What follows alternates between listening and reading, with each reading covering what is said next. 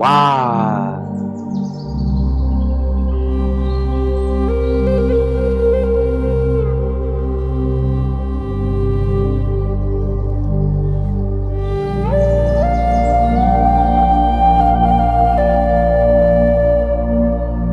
La, la, la.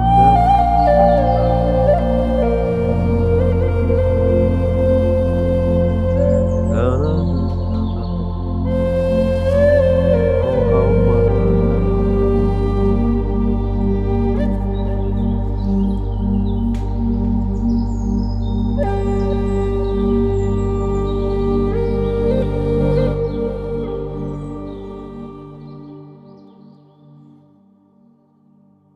Wow. Hey. Pura vida, mi gente. Pure life, pure water. Agua all the way. Much love and respect. Thanks for tuning in. Appreciate you guys being here. No matter how many, the real ones are here right now. It's been a while dealing with the Matrix, you know, it's hard sometimes. But we overcome things and we keep it going, like always.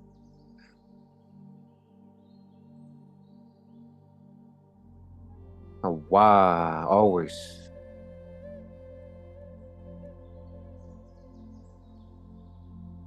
Yeah. This is part 4.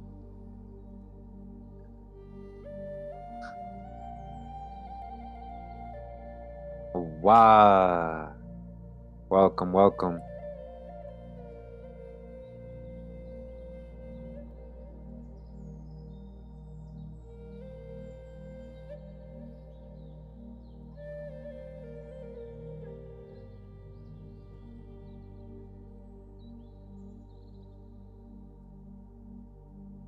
So we're back in the book, The Indians of the Southeastern United States by John R. Swanton. Classics of Smithsonian Anthropology.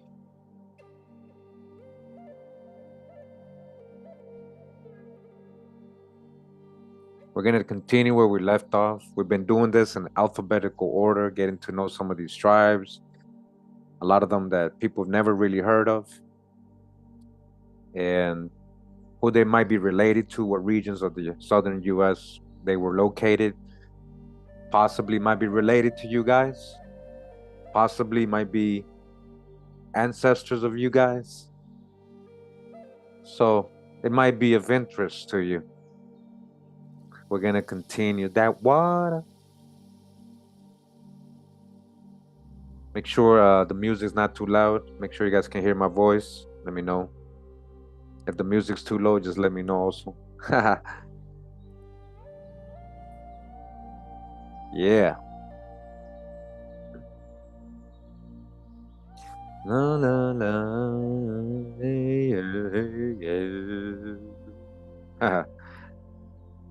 Page 130. We're talking about the Deados.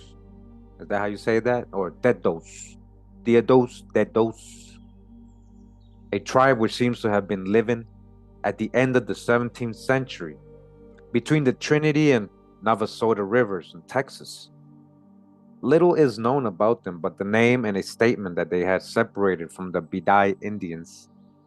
They were placed at San Ildefonso Mission in 1748 to 49, probably on San Gabriel River, and 9 miles northeast of the present Rockdale, Milam County, which they shared with the Akokisa, Bidai, and Patidi.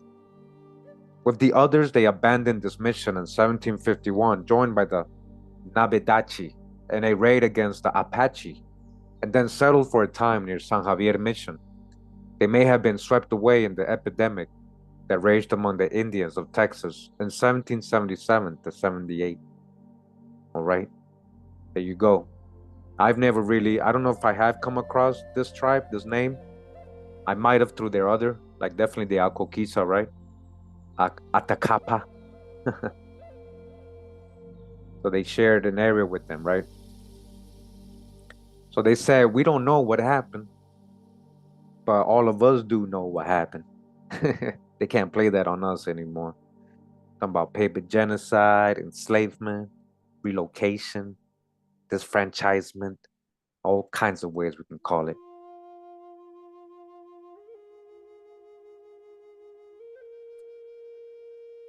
We continue with the Doustioni. The Doustioni, I might be killing this word, guys, appear also under the names Xochitioni, Dulcinos, and Ulchinois. I don't know, have you ever heard of these people? A small tribe usually living near the Natchitoches in northwestern Louisiana. Jutel mentions them in 1687 as allies of the Cadohadacho. They were visited by Bienville and St. Denis in 1700. In 1702, on account of the failure of the crops, St. Denis removed the Natchitoches tribe from Red River and settled them beside the Acolapisa on Lake Pontchartrain. The Doustioni, however, remained in the country and reverted for the time being to a hunting life. In 1714, when St. Denis brought the Natchitoches back and began an establishment among them, the Doustioni accepted his invitation to settle close by. In 1719, Lahore speaks of them as living on an island in Red River, not far away. We hear nothing more about them, and they probably lost their identity in the Natchitoches tribe, huh? They lost their identity, and what happened after that? Okay, so they got absorbed, you're saying, maybe, possibly, with the Natchitoches people? Were they the same people? Maybe, most likely. But what happened to them after that? Did they keep getting or losing, as it says here, their identity till they became a crayon color? Doustioni population. All right, we got to dodge the hijack with these numbers, remember. In 1701, Bienville says they occupied 15 cabins, and Burain that they had 50 warriors. Pennicott estimates the number of their warriors at 200 in 1714, erroneously given as 1712 in his narrative. In 1719, Lahar believed that the entire tribe did not embrace more than 200 persons. A Burain treating of the same period caused this to 150. Numbers. We're going by their numbers. It's not just little tribes and clans, they're part of a whole larger people and empire.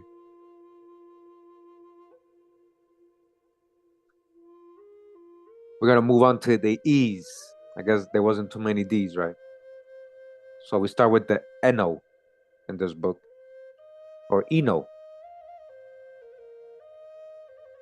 A tribe first mentioned by Governor Yarley in 1654 under the name Hainoki, or Hainok, and called a great nation, by whom the northward advance of the Spaniards had been valiantly resisted.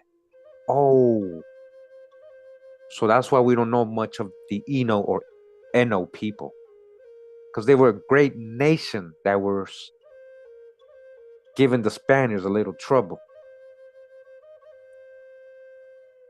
Speck has recently suggested that they may have been identical with the Weenok or Wyanoke Indians, a Powhatan band living in 1608 in the present Charles City County, Virginia.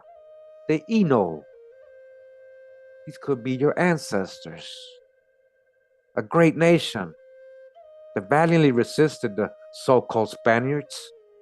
And we ain't just talking about so-called white folks or white Europeans when we saying so-called Spaniards. More and more war. Shout out to Condra. Drop Nation, no. On the north bank of James River, and from which they moved south during the latter part of the century. From Charles City County, Virginia, right? Back to north bank of James River. As far as the borders of North Carolina, Wyanoke Creek preserves the name. I am, however, of the opinion that the two were distinct, and that Yarley's remarks are based upon an actual immigration of this tribe from farther south, like several other Siouan tribes. And I think the Eno are Siouan, Eastern Siouan people, if I could remember correctly. The name of the Enori River in South Carolina may furnish a clue as to their original habitat. In 1670, Lederer heard of them as living about the headwaters of the Tar and Neus, where a small river preserves the name. In 1701, Lawson found their village, which he calls Achushir, on Eno River, about 14 miles east of the site of Hillsborough, North Carolina. Lawson also includes Eno in his list of Tuscarora villages, so living amongst the Tuscarora. In 1714, along with other Siouan tribes, they moved toward the settlements. 2 years later, Governor Spotswood of Virginia proposed to place them along with the Chera or Sarah people, the Sarah people, Chera, also Eastern Siouan, and Kiyawi, the Kiyawi, at Eno Town on the very frontiers of North Carolina. But the plan was defeated by the latter colony. Afterward, they moved into South Carolina, in part, at least ultimately united with the Catawba. The Catawba Eno. A lot of them got absorbed into the Catawba. Eastern Siouan, the same people, same families. A lot of these are your folks, guys. Trust me. Eno population in 1709, this tribe and the Tutelo Saponi, shout out to all the Saponi Eastern Siouan people out there, all my distant, very distant cousins, if you know the history, the deep history. Yeah, even from where I'm from. Ancient connection there. So we got supposedly the population here. In 1709, this tribe, again in the Tutelo Saponi, Okanichi, and Keyawi, together were said to number only 750 souls. Mooney estimated that this tribe in the Shakori numbered only 1,500 in the year 1600. A figure which I should cut to 1,000.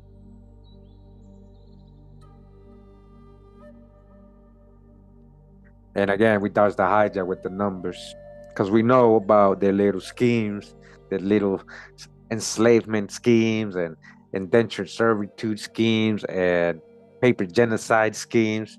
reclassifying people, relocating people. We know about the little schemes, these numbers. We go on to the Eufaula or Eufala. Eufaula or Eufala people, right? Here we go. A Muskogee tribe or band, which according to Cherokee tradition lived at a very early date upon Eufaula Creek, an affluent of Etowah River, Georgia, where is a town of the same name. Whether this tradition is correct or not, we find the Eufaula in the early historic period on Talladega Creek in Talladega County, Alabama, where they occupied a town later called Fus-hatchee or Eufaula Old Town. Comparatively early in the 18th century, most of these Indians seem to have left this place to settle on the middle course of the Tallapoosa River, 5 miles below Okfuskee. In 1792, there were 2 settlements here, Big Eufaula and Little Eufaula. It was probably from this place that a colony was sent which settled Lower Eufaula on the Chattahoochee sometime before 1733. In 1752, this town was 45 miles below the main Coweta settlement, and it was reported to be made up of renegades from all the towns of the nation. Renegades from all the towns of the nation. You hear that? Can you really picture what they mean by this? These renegades, huh? Gathering up in this place. Although the nucleus was, as we have seen, Muskogee, there was a very large Hitchiti element in it.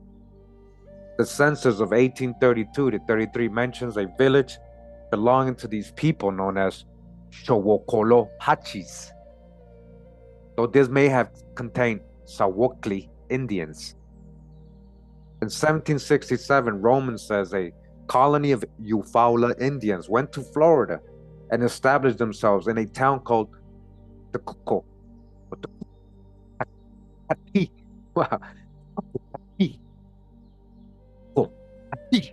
or Red House, near a hammock north of Tampa, which bears the same name. They formed the nucleus of the Muskogee element among the Seminole. Okay? The other Eufaula Indians went to Oklahoma with the Creeks, and the Tallapoosa and Chattahoochee towns maintained their distinct character for a time.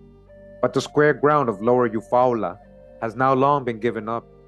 The other was transferred its name to a neighboring city, or has transferred, sorry.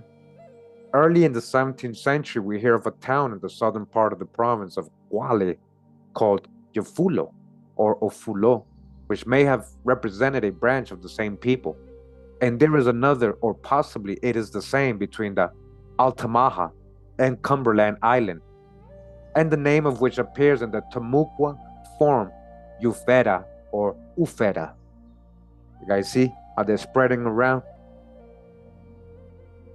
Eufala population, according to them, in 1738, 131 warriors were reported in the 2 towns, 20 in Upper Eufaula and 111 in Lower Town. In 1750, there were 10 returned from Upper and 15 from the Lower. In 1760, 100 in the Upper and 60 in the Lower. In 1761, 35 hunters in the Upper Town and 90 in the Lower. In 1792, 40 men in Upper Eufaula and 40 in Eufaula Old Town, the last possibly belonging to a different band. In 1799, Hawkins gives 70 gunmen in the Upper Town. In 1822, Young estimates 670 Lower Eufaula Indians, all told. And finally, in 1832 to 33, 459 Upper Eufaula were reported and 981 Lower Eufaula, making 1,440 in all, exclusive of 21 slaves. Again, these are their numbers, right? And how about the ones that got reclassified, enslaved, paper genocide? Are you counting those too?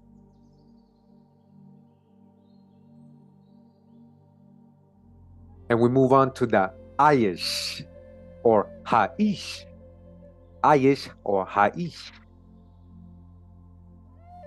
This is a small Caddo or Caddo tribe, usually living on a creek in San Agustin County, Texas, called after them Eyeish Creek.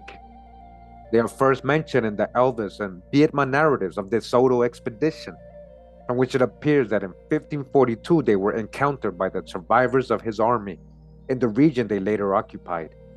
Jutel mentions them again in 1687. In 1716, the mission of Nuestra Señora de los Dolores de los Eyeish was established among them, abandoned in 1719, re-established in 1721, and finally abandoned in 1773 after more than 50 years of practically fruitless effort.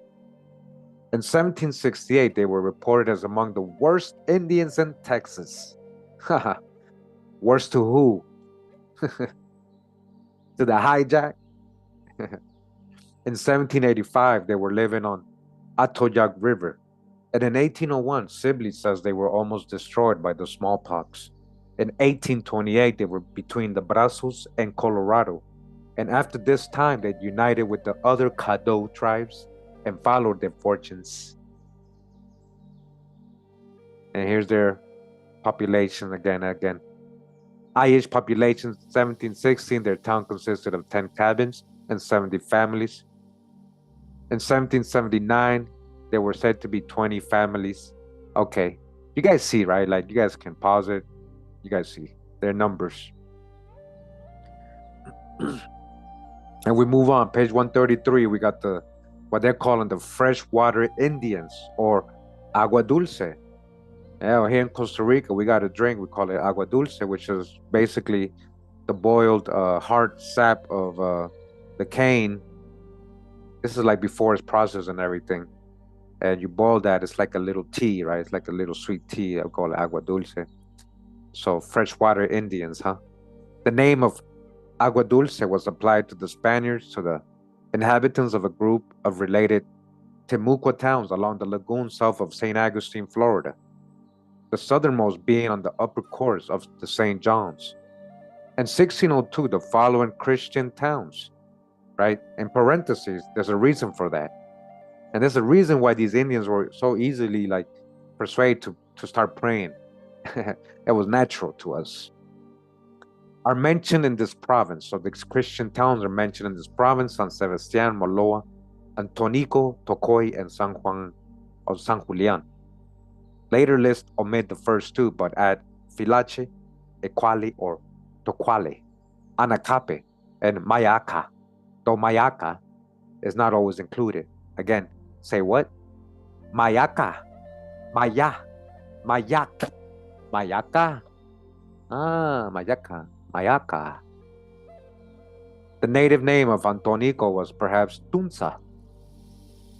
Most of these names disappeared from the mission list after 1606, but San Antonio de Enacape is shown in a list made in 1616 and again in one of 1655, along with San Salvador de Mayaca. There you go, Mayaca.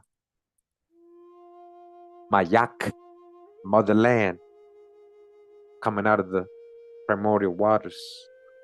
Maya, mama, water. Though both vanished at that time.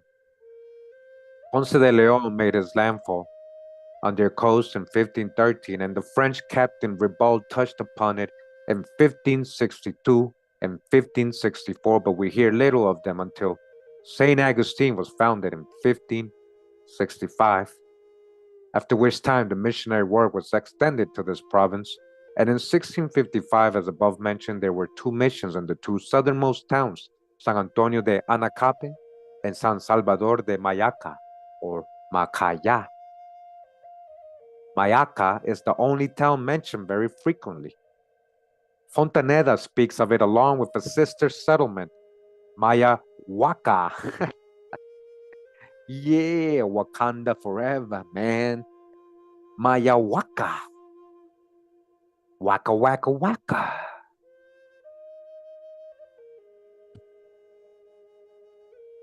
Wakan.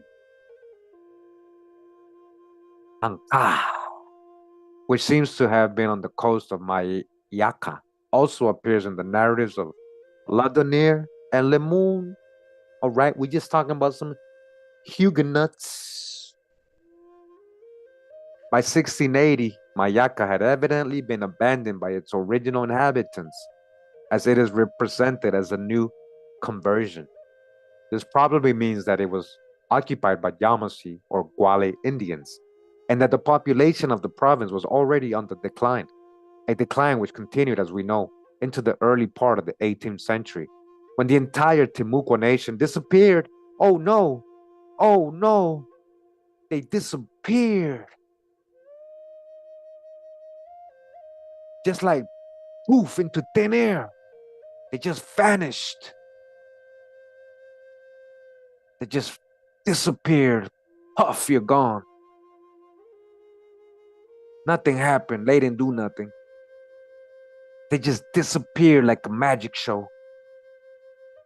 The whole Timucua nation just disappeared, guys. Out of nowhere. And never came back. Wow. Yeah, you know, we talk about dodge the hijack, right? Like, we really sometimes really gotta dodge the hijack. Like, these are spells right here. What you mean disappeared, man? A whole nation disappeared. You didn't enslave none of them. You didn't reclassify any of them. You didn't relocate none of them. They didn't have to blend in with other tribes or become other things. Right? They just disappeared. Poof into thin air. Stop lying, man. Shame on you, Smithsonian anthropology.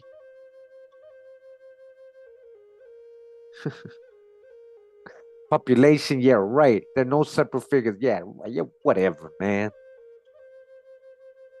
You just said they disappeared. We're gonna continue with the Fus-hatchee.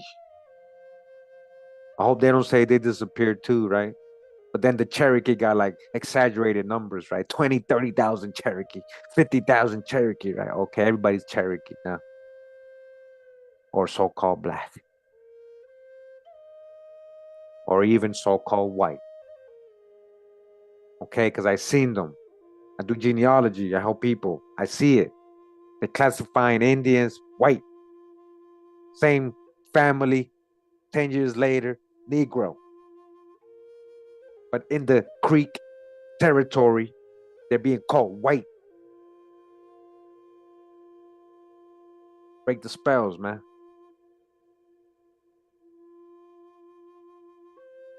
Same family outside the Creek territory. Now they Negro or black.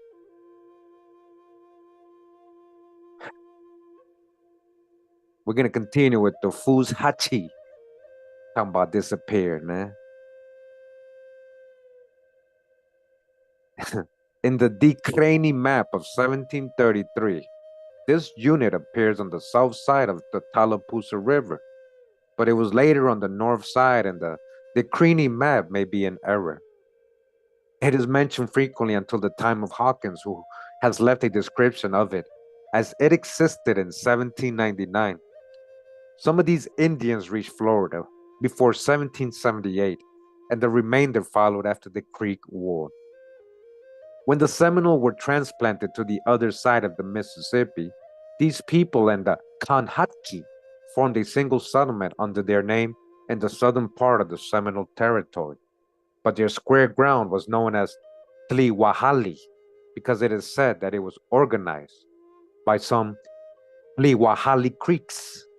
However, it appears very probable that the town itself had separated from Thliwahali at a very early date. And here goes their numbers again, the Fus-hatchee population, right? You guys can see that. Fus-hatchee, huh? Never, no, nobody ever told me about no Fus-hatchee.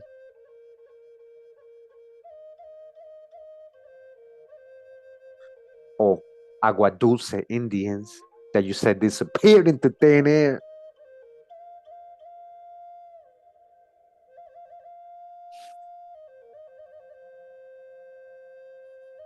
Wow, to the whole world. So we continue. Grigra. We're talking about the Grigra. Grigra, not the Gringa, but the Grigra. Indians, the Grigra Indians, or more often Gris. Gris in Spanish means gray. Grigra. Greek? Yo, don't tell me, bro. What you mean Greek? What you mean Griego? What you talking about, man? Griego. Griega, to in Spanish, when you say griega, you mean Greek woman. Griego, you mean Greek man. Griga, okay? What's the true old world? All right. A small tribe, probably. Hold on. A small tribe, probably of the Tunican, all right, stock, the Tunican stock, which previous to the arrival of the French in Louisiana had given up its independent existence and taken a position as one of the towns of the Natchez Nation. It was one of these towns particularly active in opposition to the French. And in the troubles time following the Natchez uprising, lost his individuality and became merged indistinguishably with the Natchez fragments. The Griegos, the Grigra, they became Natchez. In general, they're saying, that's what they're trying to say right now. The Griegos, Grigra, my fault. The Tunican people, yo. Grigra, Grigra. Try to say that 3 times fast. I dare you. We continue with the Guacata, a name which would probably be spelled Guacata, Wakanda. In English, Wakanda, Guacata, Akuna Matata, Guacata, Guacata. It's just that Wada, Wakata, Wakanda, Wakang. My fault if I'm being a little silly. I might be right though. You know, maybe. We just go with the flow. Gotta keep it natural by law. Shout out to Natural by Law. Check out his channel, guys. For the drop. He's on the chat. Just click on the name. The Wakata forever. Wakata forever. A small tribe on the southeast coast of Florida. On what are now St. Lucie Sound and St. Lucie River. It seems to have been mentioned first by Fontaneda in 1565 after destroying the French colony on St. John's River. Menendez, we got a lot of videos on what Menendez did, and he was going after the Huguenots, Catholics versus the Huguenots. Marched to Eyeish country, on Indian River. He left 200 men. Listen, he left 200 men in where? In the Eyeish country, 3 leagues from the main Eyeish town, and returned to Havana. He went back to Cuba. He left 200 of his people coming from Spain. We're not just talking about white folks. What happened to these 200 people? Sometime afterward, the Eyeish Indians rose against his men, and they moved to the neighborhood of the Guacata Indians, where they were treated in a friendly manner. And they named the place Santa Lucia. Santa Lucia, huh? A backstory. The following year, however, the Guacata also rose against them and killed 15. Although the Spaniards at first drove these Indians away and built a fort, natives to the number of 1,000 soon assaulted the place, wounded the captain and the sub-lieutenant, and killed 8 more soldiers. They weren't playing. They renewed their attacks every day, and it was impossible for the Spaniards to go anywhere in search of food, so that they were soon in danger of famine and part mutinied and escaped. The post was maintained until 1568, when the number of Spaniards was increased so much by refugees from the colony at Tequesta that they were obliged to resort to cannibalism. All right, see what happened with them? And the place was shortly abandoned. See what they did? In 1699, we obtain an interesting view of this tribe from the narrative of the Quaker Dickinson, who was shipwrecked a short distance to the south. It is probable that its last representatives accompanied other East Coast Indians to Cuba in 1763. So that says CDIEs, all right? Indians to Cuba, right? Remember what happened to the Eyeish? Indians to Cuba, right? There are no figures available. Sorry. Forget about it. They just disappeared. That's just, yeah, why don't you just say they disappeared too? There's no figures, don't worry about it. Let's move on. Wakanda, Wakata. No figures here. Nothing to report here.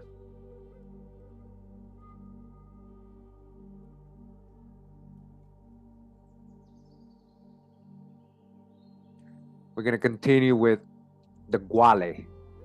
That's Guale. Guale. Guale Indians, right? Pronounced Wali. Wali, Guale, Wali, Wali. The Spaniards gave this name to a province extending along the present coast of Georgia from St. Andrews Sound to the Savannah River. It may be form of a Muskogee-Wahali, the south. It may be a form of that. And the names by which it was known to the Temuco Indians, Ibaha, Ibaha, Ibaha, Iguaha, Ubaha, may have been corruptions of this. The Indians of this connection constituted a kind of confederation under one head chief, and the dominant element seems to have been Muskogee, although there were probably Hitchiti speaking Indians among them. The name itself was an extension of that given to what is now St. Catherine's Island, and there was also a Guale town, which seems to have been on the mainland, inland from St. Catherine's. It is possible that the first use of this term in the form Gualdape in the narratives of the Allion colony. All right, we got videos on this, established on the South Carolina coast in 1526. They try to say that the first so-called blacks came in 1619 as slaves from Africa, right? We already debunked that big time, when we talk about the source of slaves. But in this expedition, Allion brought up, this is almost 100 years before that, like 80, about 80 years before that, right? 90, whatever. He brought supposedly some other blacks. So obviously it debunks the 1619 first so-called blacks. Either way, the so-called blacks that Allion brought were Carib Indians or Arawak Taínos from Hispaniola, from Cuba and all these places they were raiding. Bringing some here, taking some down, right?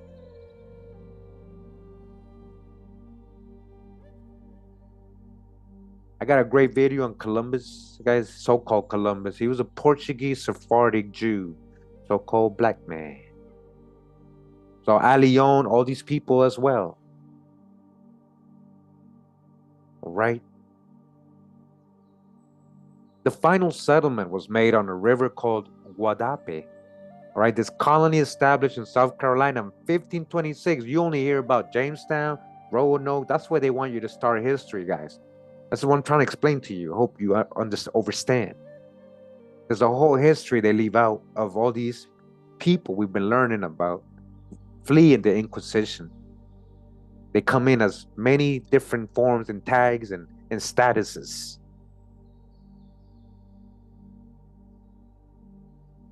Most were melanated.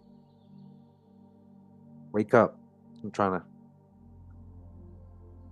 So they did this colony in 1526. This Allion expedition, the final settlement was made on a river called Gualdape, which I regard as the Savannah or some stream in the immediate neighborhood.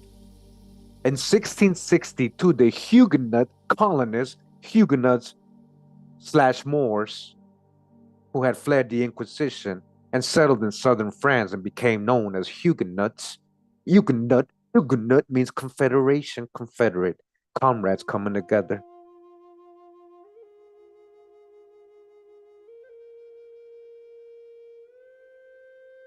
In 1562, the Huguenot colonists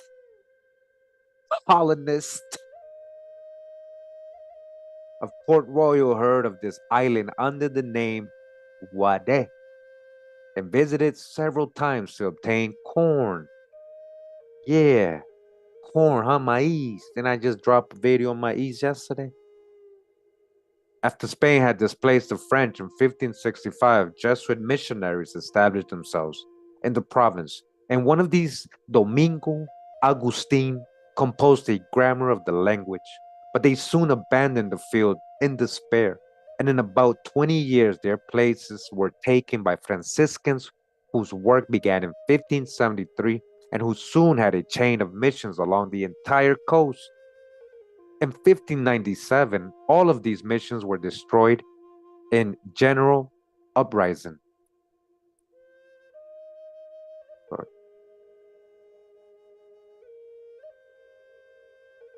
And only one missionary escaped, Father Davila of Ospo, the southernmost of the stations. A punitive expedition undertaken by the governor of Florida reduced nearly all to submission by the spring of 1601. Later in the year, the remaining hostiles were attacked by those who had returned to their former allegiance. Part of them were killed, including the two leaders of the insurrection, and the rest driven into the interior. They said the hostiles. The hostiles. That's like when they say today in the insurgents or Hamas or the hostiles. Uh-oh. Oops. In 1604, when Governor Ibarra visited the Indians along this coast, churches had been built at St. Catherine's and St. Simon's, Asau. And a third was planned there, Sapelo. Uh-oh, Sapelo, huh? Insurrections which seem to have been of minor character occurred in 1608 and 1645. In 1655, 6 missions are enumerated in the province, but already attacks by Indians from the north were beginning. And in 1661, there seems to have been a general assault by Yuchi, during which some of the churches were sacked. The invaders were finally beaten off by a forced dispatch from St. Augustine. In 1680, there were still 4 missions in Guale. The same year, some Yuchi, Creeks, and Cherokee, so-called, acting in the English interest, so-called English, accompanied, it appears, by several so-called Englishmen, attacked 2 of these, but were forced to withdraw by the Spaniards and natives. This invasion was followed by several more in rapid succession, which occasioned some Indians to betake themselves inland, while others are said to have gone as far south as the Calusa country. In consequence of these attacks, several Guale chiefs asked that they and their people might be removed to the islands of San Pedro, Santa Maria, and San Juan, and a considerable body of them were transferred to the south in this manner, except that the island of Santa Cruz, near the mouth of St. John's River, was substituted for San Pedro. Some Indians are reported to have fled to the English rather than move into the peninsula, but there may be a confusion with the first Yamasee removal, which took place in 1685. In 1699, Dickinson gives interesting descriptions of the 3 Guale missions in Florida.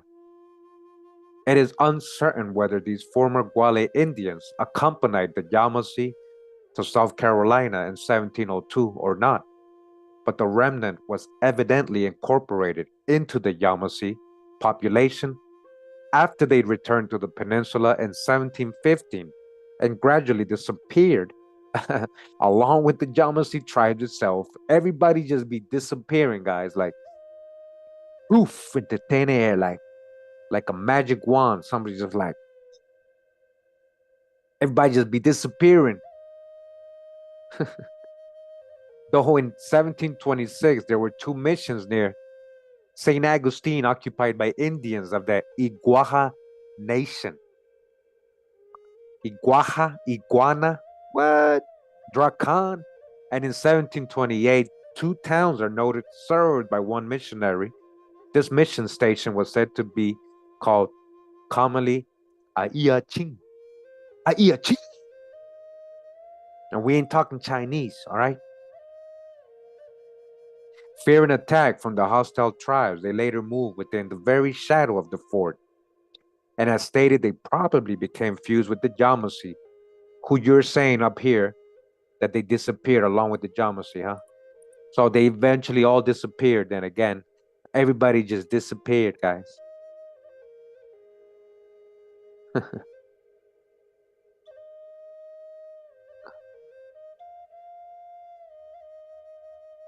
This was a populous province when the Spaniards entered it. In the latter part of the 16th century, there was a lot of Indians here, very populous. So they all disappeared, huh? In 1602, the missionaries claimed there were more than 1,200 Christians there. They were calling them Christians by then. The missionaries claimed, okay, in 1670, the English in South Carolina estimated that the Indians of St. Catherine Mission had about 300 men, and that the Indians in all missions, principally Guale and Yamasee, had about 700 men. In 1675, Governor Salazar stated that there were 506 Indians in the Guale missions. See also Temucua. All right, again with their numbers. Their numbers. All roads lead to Rome, huh? Rome, Georgia, which one? Maryland, which one? Rodea, Arizona, which one? So-called Rome or Ramon, the promised land, people of the promise, pomegranate, the Guasco. Who are the Guasco? Very little, like the info here. It says the Guasco. This is a Hainai tribe. We're visited by the Spaniards in 1542, but barely mentioned afterward. What happened? Okay, so this is, okay, think about this. Let's be logical.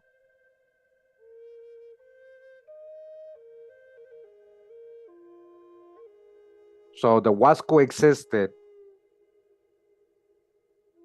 It existed it was visited by the Spaniards in 1542, but then they're not mentioned after that, okay? What happened? I wonder what happened. I wonder what happened. Damn. They just disappeared. All disappeared. We go on with the Hainai, a Kadu tribe belonging to the Hainai Confederation, and among whom was the principal Temple.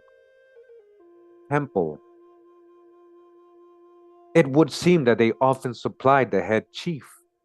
July 7, 1716. There was founded in this tribe the mission of Nuestra Señora de la Purísima Concepción. It was abandoned in 1719 and reestablished in 1721, and in rudely fashioned presidio was erected nearby. But the success of the mission was so slight that in 1731, it was withdrawn from the Kadu country to San Antonio River. The tribe is mentioned again by Sibley in 1805, and it maintained a separate existence after the removal from Texas to the north side of Red River, and even after the Civil War, the last reference appearing in the report of the United States Office of Indian Affairs for 1878, right? And then here goes their little numbers again. You guys can see that, and pause. You want to read it yourself. Hainai, huh? We continue with the Hatteras people. I definitely have read about them. This is an Algonquin tribe reported by Lawson as living about Cape Hatteras, North Carolina. In 1709, and frequenting Roanoke Island, they showed traces of white blood and claimed to have had some white ancestors, huh? Is that so? Is that really so? All of them claimed that, all of them. They showed traces, huh? Therefore, they may have been identical with the Croatan Indians, with whom Raleigh's colonists are supposed to have taken refuge. Nothing further is heard regarding them. I think they, let's mention that. Let's mention that one detail about them. Let's just say they're white. So the Croatan, right? We got videos on this, guys. Raleigh's colonists, huh? Who's these colonists? Again, yeah, we know Spaniards, 1500s, but who was coming in Jamestown? Same people. A lot of them Sephardic, Moorish people. So that's not why they so-called white, if that's what you're trying to say. A lot of those folks were melanated. They weren't so-called white. White blood, huh? Crayon colors, that's what I'm saying. So it said their single settlement sandbags are said to have only 16 warriors. That's, that don't worry. They're like very little numbers somewhere. So again, what happened to all these people?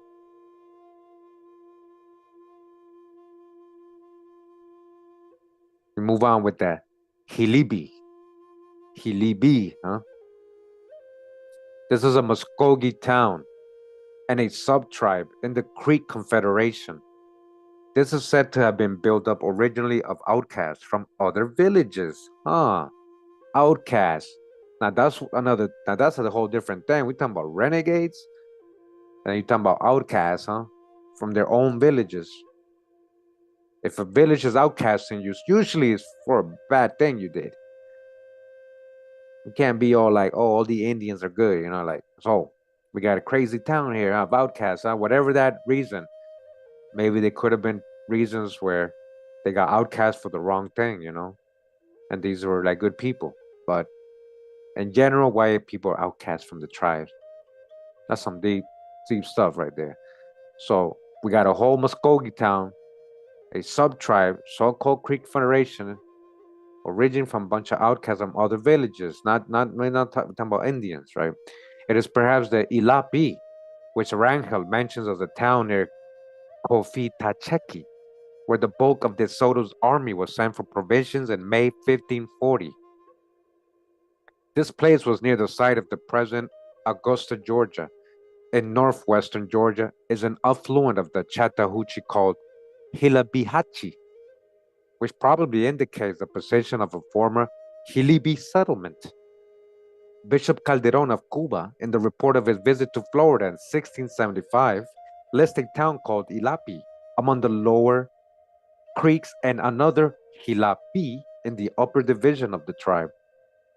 In or before the 18th century, the tribe was already located on an affluent of the Tallapoosa, with which it was afterwards associated until the removal to Oklahoma. In 1799, Hawkins enumerates 4 branch villages belonging to the Hilibi or Hilibi, one of which, Oktahasasi, seems to have maintained an independent existence for a considerable period. An almost equally important branch not mentioned by him was Hitkopataki. After the removal, the Hilibi reestablished their square ground near Hanna, Oklahoma, or Hannah, or even Anna, where it was maintained until as late as 1929. Hilibi became the residence, sometime in the latter part of the 18th century, of a very intelligent Scotch trader named Robert Grierson, from whom the noted and influential Grayson family is descended.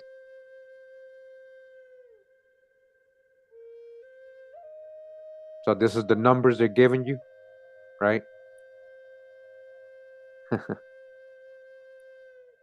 This is the numbers.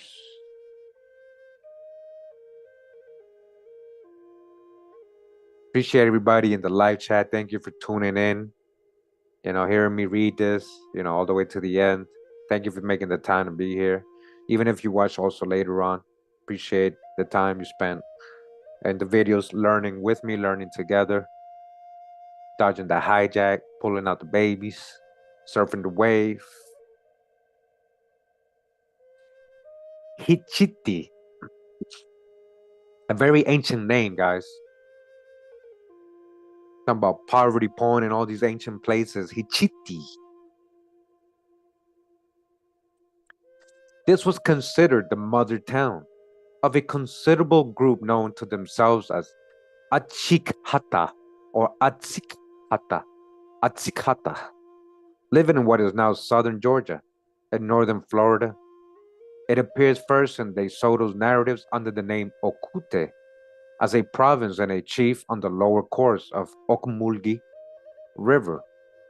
The Spaniards set up a wooden cross in the main square of the Okute village, And if this is the province described by Garcilaso de la Vega under the name Cofa, this is the famous Cofa town in these Spanish chronicles.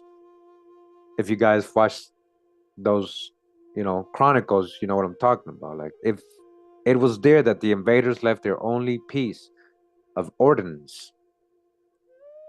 In 1597, it was visited again by a soldier named Gaspar de Salas and two Franciscan missionaries, and seems to have been in approximately the same place. When we hear of it again near the beginning of the 18th century, it is still upon the Ocmulgee, but higher up at the place known as Ocmulgee Old Fields, where is now Macan, all right? Where is now what? Macan, Hitchiti, mother towns. According to a legend recorded by William Bartram, this was where the Creek Confederation was founded. After the Yamasee War, they moved to a point well down the Chattahoochee, but later settled farther up below the Casita and on the same side of the river.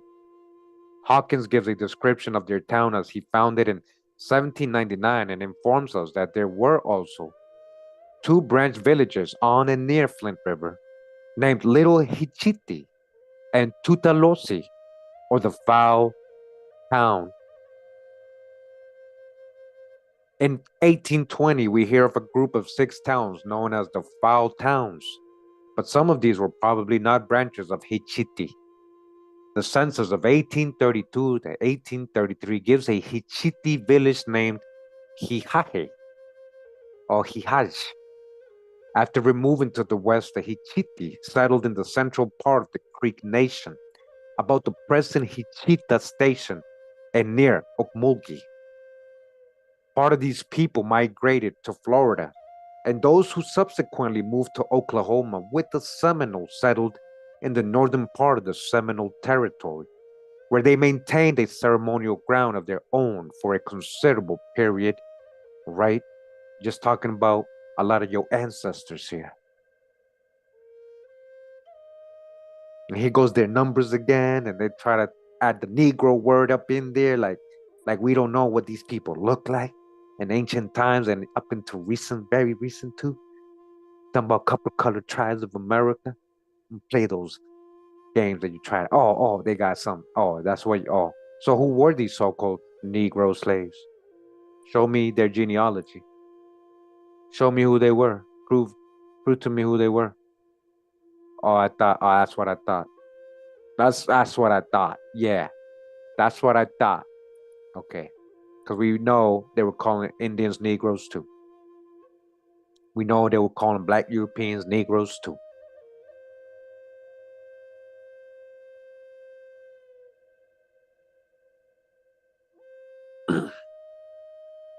So we're gonna continue with the Hothliwahali.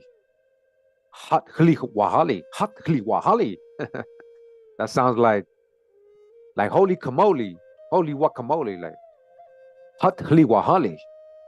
But it probably means something deep, and I'm over here making fun. My fault. So it says, or in abbreviated form, Liwahali. Liwahali. Liwahali. Hothliwahali, huh? The Upper Creek town, generally located on the north bank of the Tallapoosa River at the mouth of Chubby-hatchee Creek, or Chubby-hatchee. It was found in approximately the same position by De Soto, whose chroniclers call it Ulibahali or Ujibahali. It was again visited by Spanish major with a force of 200 men sent by Tristan de Luna in 1560. It reappears in documents of the late 17th century, when we learn that the declarations of war were sent out from it after they had been determined upon by the Creek Council. The towns of Atasi and Keleji may have separated from this, but it is entirely uncertain. The only known branch of any importance was Tlaco, which was formed toward the end of the 18th century. Both mother and daughter towns preserved their separation after they went to Oklahoma, but the latter proved the more vigorous of the two, and has maintained a dance ground down to the present day. He's saying present day, his time 1933. By then you already know what had happened. Major reclassification and paper genocide and enslavement. So that's your numbers again they try to give you right here. You guys can read that if you like. All right. We move on to the Houma. Houma. This is a tribe located in 1682 on the east side of the Mississippi River, all right? Opposite the mouth of Red River. You guys know these areas? They were probably a branch of the Chachuma. They are first mentioned in the narratives of La Salle's descent of the Mississippi in 1682.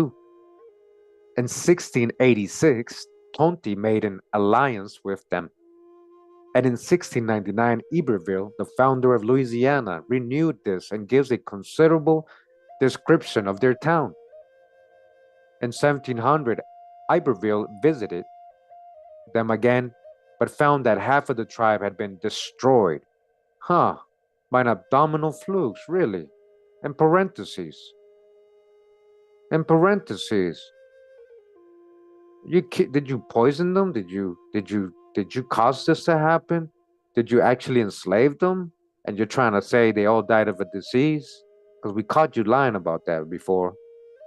Did you reclassify these people? Enslave them? Oh no, they just all died of the bug flu, abdominal flux, or whatever they're trying to say. What does that mean? These are very healthy people. They didn't know what it was to really be sick like that before you guys got there. What you talking about, man? They got destroyed. You're saying destroyed, so destroyed. A Jesuit priest, oh, okay. A Jesuit priest, Father Durut, who accompanied him, began a mission in the Houma village and built a church after they destroyed them, right? He was succeeded in the same year by Father de Limoges, or Limoges, but the mission did not last long. In 1706, the Tunica obtained permission to settle among them, but soon rose upon their host and massacred a considerable number. The Tunica, they're saying, did some dirty stuff to the Huma. That's what they're saying, all right? Don't get mad at me. These things happen too, though. Could be true. The remainder established themselves on Bayou St. Jean near New Orleans, but soon moved higher up to the present Ascension Parish. At one time, there were two settlements here known as Great Humas and Little Humas. In 1739, an officer under Monsieur de Noailly, on his way up the Mississippi to join in the abortive attack upon the Chickasaw of the following year, found that this tribe, the Bayogula and Acolapisa, all right, we read about all these tribes already, right, were in process of fusion, their distinctiveness being maintained more by the chiefs than the mass of people. Governor de Perlere gives a brief description of the Huma in 1758, and we know that they remained in approximately the same position until 1776, when two Creoles purchased 96 arpents of land from them. Either this did not include all their territory, or they continued in the neighborhood, for we hear of them in the reports by Sibley in 1805 and Gallatin in 1836. Both informs us that a part had intermarried with the Atacapa and were living in the territory of that tribe. Sometime later, though, just when it is uncertain, the mixed blood descendants of those on the Mississippi moved south and settled along the Gulf Coast in the present parishes of Lafourche and Terrebonne. Right, you guys hear? They have lost their language and most of their aboriginal customs, but seem to be increasing in numbers. All right, who's over there in those areas? They lost their customs, their aboriginal customs and their language, man.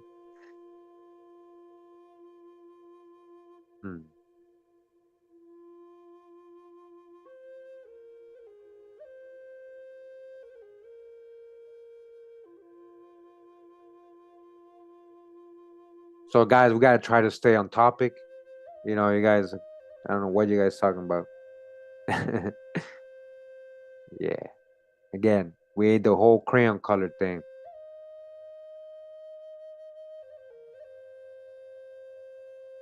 Plates 23, 24, and 25 show some of the Houma Indians and their habitations as they appeared in 1907. Plate 23, figure 1 shows Bob Barrett, the leading man in this group, and an old man called Baptiste Billy Out. The originals of Plate 23, figure 2, and Plate 24, figure 1 were taken on Lower Bayou, Laforchi. Plate 24, figure 2 shows some Huma on Little Barataria, Tartaria Bayou, and Plate 25, an ancient Huma woman and an old Huma house at Point Ochin. And this is their numbers according to the Smithsonian.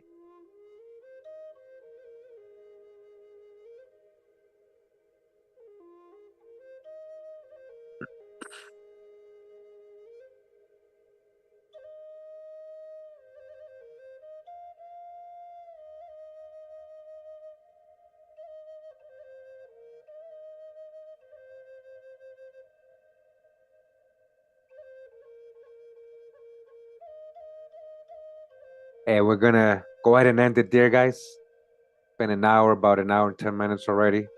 Again, want to make sure people actually sit through the videos so they can consider actually sitting through them. Not make them too long. We got most of we're all the way to I. We made it all the way to I. Okay, so we're definitely do continue with the eyes. I know it's gonna be probably longer. It's gonna talk about the Iroquois and all that, right? The eyes, right? So we're gonna end it here so we don't just leave off halfway through the eyes. Okay. We saw dodging the Smithsonian hijack. Yeah. Yeah. Yeah. I know you're in the chat. I see you. Thanks for coming through. Appreciate everybody that came through. Let me go out with sign a little nice. Again, this was the book The Indians of the Southeastern United States by John R. Swanton. Okay. Hope you guys enjoy it. If you like to have a copy of it, I do have I mean, you can find it on your own if you like. Online, just put the name and PDF. You should be able to find one you can read online. I have a PDF on my Patreon page. You know, if you like to go ahead and get it there as well. But again, online, you can probably find it, read it online if you like. Do do do do do do.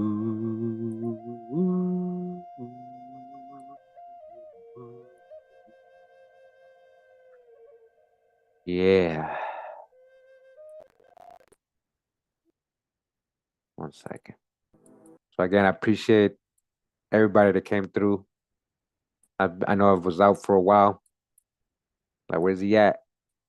We're gonna have a lot of good videos coming through. Make a little couple announcements too. Definitely want to go ahead and share that with some people, some things I got, some announcements I got. He said announcements. Yeah, pretty exciting stuff. Scary and exciting at the same time. For me, at least, the scary part, but exciting for everybody else. Yep. Again, thanks for tuning in. Hope you enjoyed the reading. I think that it does help a lot, especially if you're working on your genealogy and you know these areas and you know you want to kind of get more detailed what you might actually what tribes you come might be related to. All right. Yeah, I love y'all too, man. Thank you. I appreciate you guys. Just want to know. I want you guys to know. I'm human. I go through my things, and we deal with a lot in the matrix. I know all you guys know what I'm talking about. We deal with a lot in the matrix, and sometimes it's things that try to like hold you back, would just motivate you from doing your things and your passions, but we keep on we keep with Hawa, right? Hawa gives the strength, that breath to continue, that extra breath to continue. All right. This is all meant to be. This is all meant to be. So ain't nothing can stop this. Even if I stop, Nothing can stop this. Even if I stop, nothing can stop this. It's already too late. All right. Appreciate you guys. All right, we're gonna go out with a nice little meditation song, okay? Little meditation song just before the night's over for you guys. Let's meditate together, on the vibes. We constantly dodging the hijack. That's right. Check out Natural by Law. He got the channel. Like click on his name in the chat. Like you won't regret it. Okay. Appreciate everybody. We're gonna meditate now. Wow, much love. Pura vida, mi gente. Wow.